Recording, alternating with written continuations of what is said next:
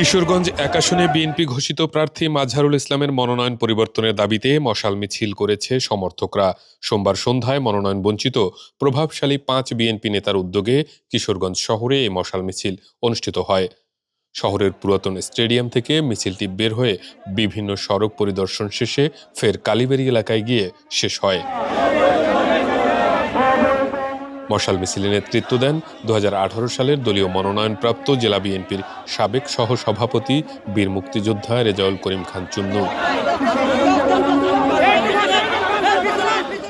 মিছিলে বিএনপি, যুবদল, ছাত্রদল, অঙ্গ ও সহযোগী সংগঠনের শত শত নেতাকর্মী অংশ নেন।